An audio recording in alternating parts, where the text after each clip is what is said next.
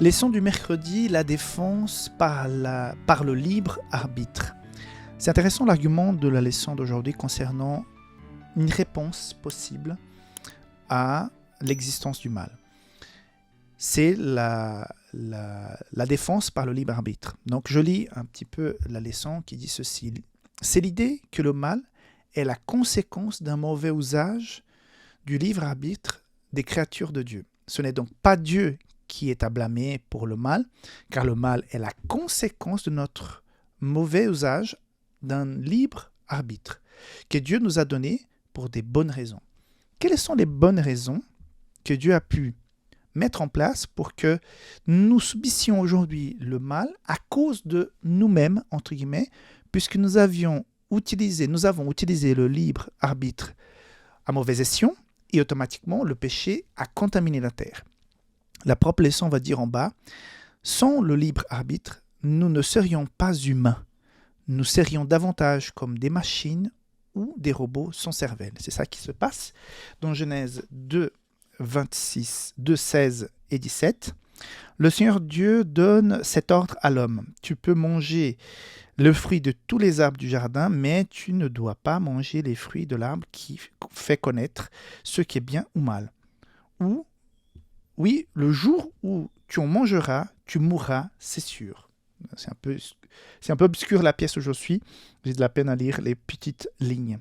Donc, là, dans ces versets, on est en train de dire que Dieu a mis cette fonctionnalité du libre arbitre depuis le départ pour que nous puissions sentir l'amour et la vie en vrai.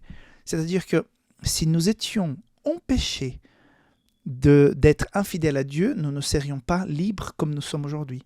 Nous serions des robots. Quand nous achetons une machine, elle est préprogrammée à fonctionner de telle manière avec les chips et les circuits. Et donc, on attend à chaque fois, quand on appuie les boutons, quand on fait des commandes, qu'elle puisse agir comme elle a été programmée. Donc, ce n'est pas un être humain, c'est une machine préparée par l'homme pour nous rendre service. C'est un objet. Après, au bout de quelques temps, cet objet devient désuet, ne fonctionne pas très bien, on le jette à la poubelle, plus jamais on en entend parler, on va acheter un autre. Si nous étions des robots, nous serions quoi? Des objets aussi à jeter?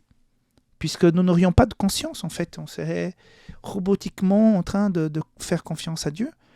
Quelle valeur, quel sentiment nous aurions?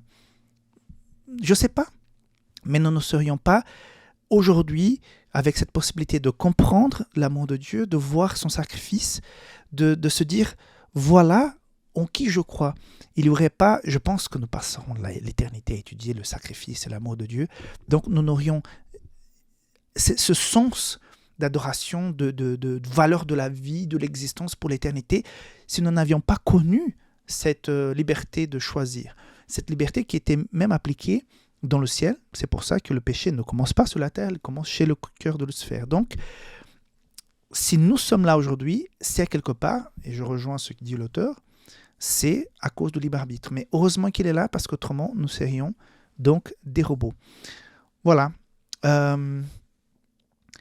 seule chose qui rend possible l'amour, la bonté ou la joie, c'est le libre arbitre. Donc, avec ces mots, je clore la leçon d'aujourd'hui parce que si nous n'avions pas cette liberté, nous n'aurions pas connu l'amour. Et ça, c'est la meilleure chose qui puisse exister. Donc, je te vois demain pour la leçon du jeudi. Bye bye.